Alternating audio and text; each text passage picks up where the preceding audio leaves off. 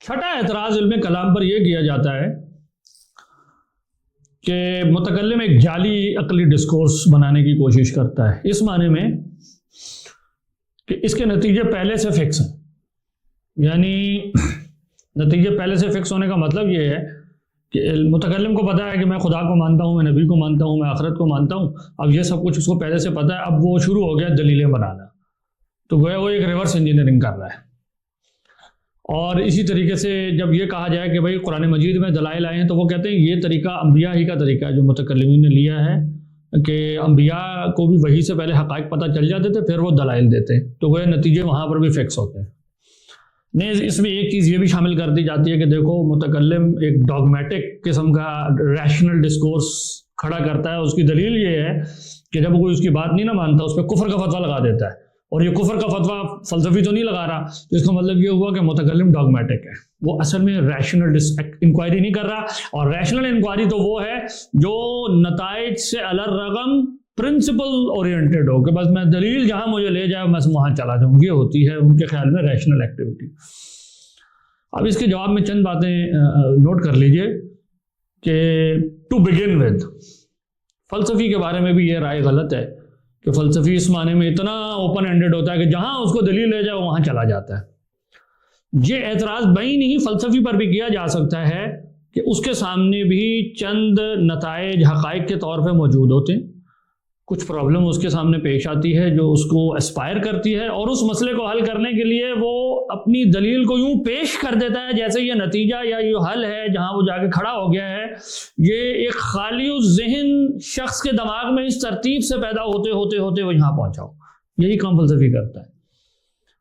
اب مثال کے طور پہ آپ ایمانوئل کانٹ بہت بڑے فلسفی گزرے ہیں، وہ خود اپنی زبان سے یہ بات کہتے ہیں کہ مجھے ہیوم کی اس بات نے نیند سے جگا دیا کہ علت بمانہ تاثیر خارج میں نظر نہیں آتی، یہ ذہن کی ایک عادت ہے۔ تو کانٹ کہتا ہے میں اس سے جاگا یوں کہ اس کے بعد تو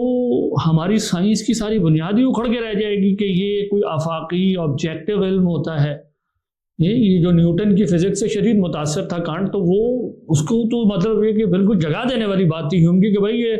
جو تم باتیں کرتے ہو کہ یہ لاز خارج میں موجود ہوتے ہیں جو ڈٹرمنسٹک ہوتے ہیں، چیزوں کے درمیان ریلیشنز ظاہر ہو رہے ہوتے ہیں اس سے تاثیری تعلقات سے، تو یہ تو کہیں بھی نہیں پائی جاتی، یہ تو نہیں آتی مشاہدے میں۔ اب کانٹ نے اس فزیکل جو ورلڈ کے اندر جاری قوانین کا ایک ڈٹرمنسٹک ماڈل تھا، اس کی ایکسپلینیشن کے لیے ایک خاص طرح کا علمیاتی فلسفہ کھڑا کیا جس کو ٹرانسینڈنٹل آئیڈیلزم کہتے ہیں۔ ہم انشاءاللہ کسی وقت اس کی تفصیل بیان کریں گے اور اس کے مسائل بھی بتائیں گے۔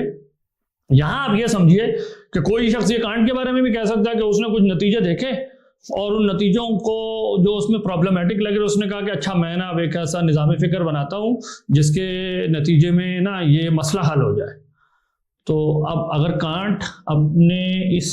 نیند سے جاگی ہوئی کیفیت کے بعد جو علمیات بنا رہا ہے، اور یہ جو نیند سے جاگی ہوئی کیفیت میں کہہ رہا ہوں یہ اصل میں خاص مسئلہ تھا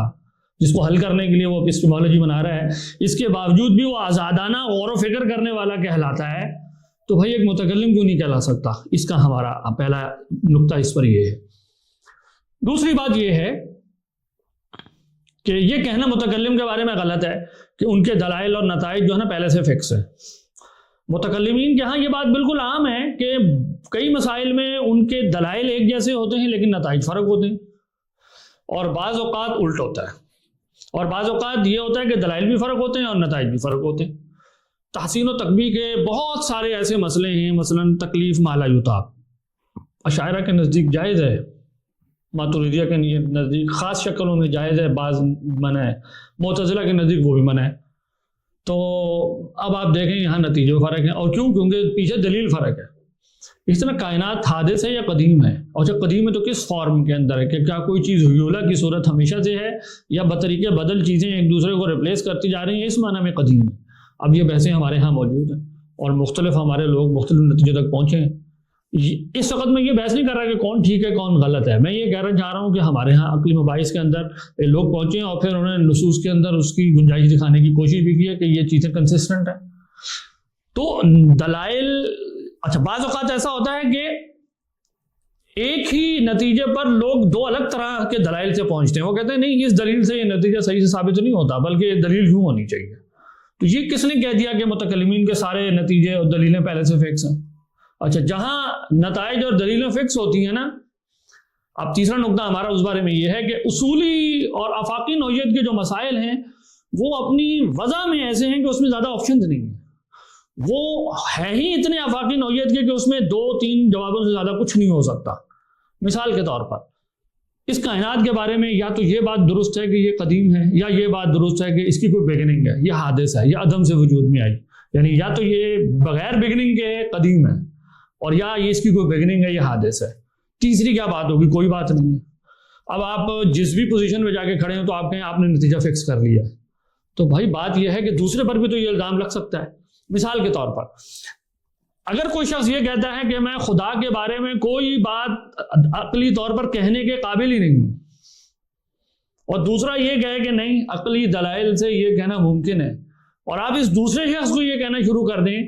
کہ تم جو ہے نا ڈاگمیٹو کو تم نے نتیجہ فکس کیا ہوا ہے، تو وہ پہلے پر کیوں نہیں کہا جا سکتا؟ مثلاً پہلے والے کے بارے میں کہا جا سکتا ہے، ایمانوئل کانٹ کے بارے میں کہا جا سکتا ہے کہ اس نے یہ طے کیا تھا کہ میں مذہب کو اجتماعی زندگی سے خارج کروں گا، اور اس کی اس نے دلیل بنانے کے لیے پہلے قدم پر یہ کہہ دیا کہ عقل سے تو ہم الہیات کے باب میں کچھ کہہ ہی نہیں سکتے، اور دوسرے قدم پر اس نے مورل جہاں انالیسس کرتا ہے یعنی پریکٹیکل ریزن، وہاں وہ کہتا ہے اس کی فاؤنڈیشن تو ہے ہی نہیں خدا کے حکم پر، وہاں سے بھی اس نے خدا کو نکال دیا۔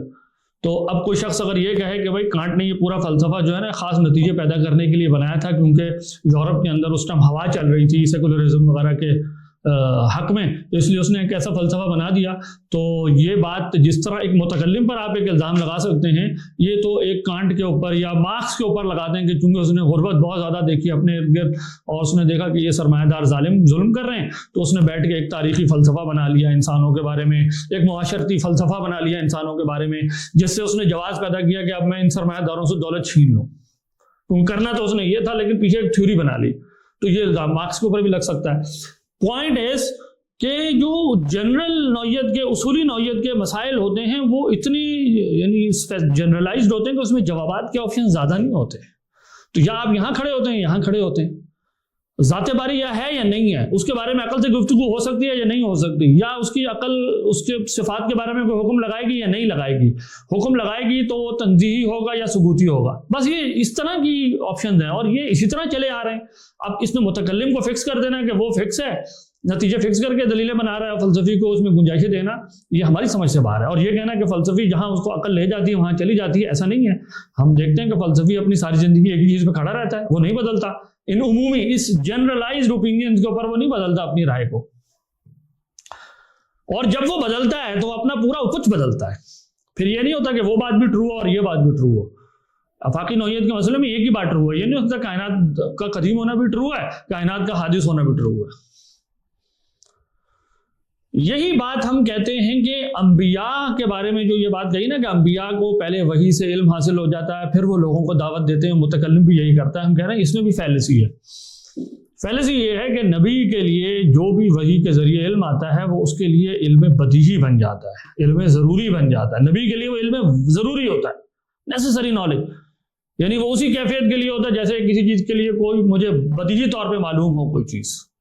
اور میں اس کو چاہ کر بھی اپنے آپ سے الگ نہیں کر سکتا، نبی کے لیے وہی کیفیت پیدا کر دیتی ہے۔ تو نبی کے لیے وحی کا علم ضروری ہوتا ہے، غیر نبی کے لیے تھوڑی ہے، یعنی نبی جن کے سامنے دلائل بیان فرماتے ہیں رب تعالیٰ کے وجود کے، اپنی نبوت کے، اس بات کے، ان کے لیے نبی ہونے کا معنی بدیہی تھوڑی ہے، یا نبی کا لفظ بول دینا اس چیز کو لوگوں کے لیے بدیہی تھوڑی بنا دیتا ہے، نیسیسری تھوڑی بنا دیتا ہے، ضروری تھوڑی بنا دیتا ہے۔ ان کے لیے وہ استدلال ہوتا ہے، یعنی ان کے لیے وہ استدلالی کیفیت یہ ہوتا ہے کہ یہ جو نبی کہہ رہے ہیں کہ اگر تم نے میری بات نہیں مانی تو تمہیں عقاب کا خطرہ ہے ابدی، تو کیا واقعی ایک ایسا رب ہے جو کسی کو مبعوث کر دے؟ کیا وہ واقعی اس پر قادر ہے کہ لوگوں کو عقاب دے دے؟ کیا وہ واقعی اس پر قادر ہے کہ کسی سے کلام کرے؟ کیا وہ واقعی اس شخص کی سچائی پر دلیل مقرر کر سکتا ہے؟ کیا واقعی اس شخص کی سچائی میں ایک دلیل موجود ہے؟ یہ وہ سارے سوالات ہیں، جب وہ ان کا جواب دیتا ہے تو وہ کہتا ہے ہاں یہ شخص سچا ہے، اور اب مجھے پوری زندگی اس کی جو ہے کہیں بھی بات پر گزارنی ہے۔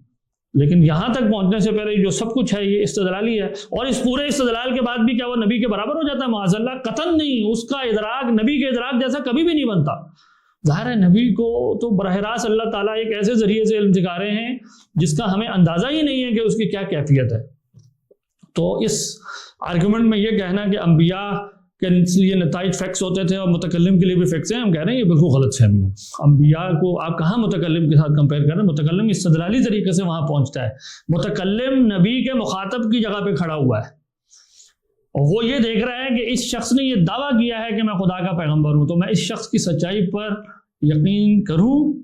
یا نہ کروں، اس کے دعوے پر یقین کروں یا نہ کروں. وہ تو یہاں سے کھڑے اور اس کے لیے یہاں تک پہنچنا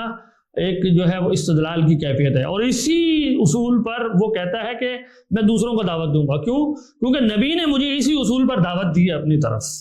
تو میں نے نبی سے ہی یہ طریقہ گویا سیکھ لیا ہے کہ استدلال کے ذریعے تم یوں پہنچو گے کہ لوگوں تم بھی یوں آ جاؤ. تو وہ اسی طریقے سے لوگوں کو آگے دعوت دے رہا ہوتا ہے، یہ نہیں کہ اس نے نتیجے پہلے سے فکس کیے ہوئے.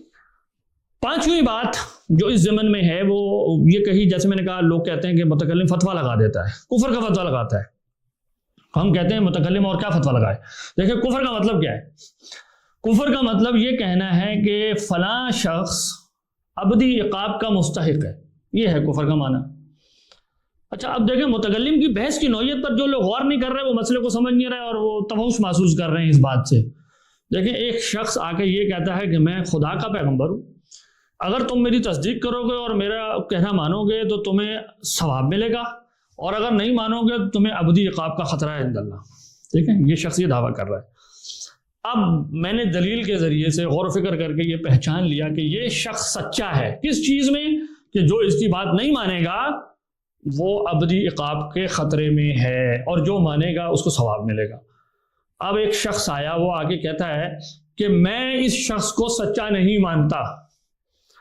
تو میں جس چیز پر نتیجے تک پہنچا ہوں وہ یہی تو تھا کہ جو اس کو نہیں مان رہا وہ ابدی عقاب کے خطرے کا شکار ہے، تو یہ جو نہ ماننے والا اس پر اور کیا حکم لگاؤں؟ بھائی یہ میرے دعوے کی نوعیت مجھ پر لازم کر رہی ہے، اس کی منطقی تقاضے کے طور پر کہ میں اس کے اوپر یہ حکم جاری کر دوں، بشرطے کہ یہ ثابت ہو جائے کہ جو یہ بات کہہ رہا ہے وہ نبی کی تکذیب کے ہم معنی ہے اور اس نے واقعی تکذیب کر دیا ہے. یہ اصول تکفیر کی بحث ہے. اس ٹائم میں یہاں نہیں جا رہا، میں کہہ رہا ہوں واقعی اگر یہ ثابت ہو جائے کہ اس نے تکذیب کر دی ہے تو تکذیب، نبی کی تکذیب کا مطلب یہ کہنا ہے کہ یہ شخص اپنے اس دعوے میں سچا نہیں ہے کہ اس کی بات نہ ماننے والے کو ابدی عقاب ہوگا. تو یہی تو ہم کہہ رہے ہیں ہمارا دعویٰ تھا، اسی کی تو ہم نے دلیل حاصل کی تھی کہ یہ اس میں سچا ہے. تو اگر میں اس پر کفر کا حکم نہیں لگاؤں تو میں اپنے ہی آپ کو نگیٹ کر دوں گا. تو یہ متکلم کی ڈاگمیٹزم تھوڑی ہے، ریشنلزم ہے کہ وہ اپنی دلیل کو ہم آہنگی سے فالو کرتے ہوئے جو اس کا تقاضا ہے اس کو کہہ رہا ہے بھائی میرے جس نظریے میں پہنچا ہوں وہ یہی ہے، تو تم اس خطرے کا شکار ہو. اس کو پریشان نہیں ہونا چاہیے دوسرے شخص کو متکلم سے بحث کرتے ہوئے، کیونکہ متکلم کا عین یہی دعویٰ ہے. یہ بالکل یوں ہی ہے کہ فرض کریں میں نے ٹیسٹ کر کے یہ بات معلوم کر لی ہے کہ زہر کھانے سے ایک انسان مرتا ہے، دوسرا کہے نہیں میں کھا لیتا ہوں. ہم کہیں گے بھائی میری تحقیق یہ کہ اس سے بندہ مرتا ہے اور تم اگر کھا رہے تم مر جاؤ گے. تو دوسرا کہے نہیں میرے نزدیک نہیں مروں گا. تو ہم کہیں گے دیکھ لیں گے، یہ تو ایک الگ بحث ہے، لیکن میں جس تحقیق سے نتیجے تک پہنچا ہوں وہ یہ ہے کہ اٹ کازز ڈیتھ. تو یہی ہم کہہ رہے ہیں نبی کی تکذیب کرنے والا ہلاکت کا شکار ہو جائے گا، یہی میں نے تصدیق کی تھی اور تم اس کی تکذیب کر رہے ہو.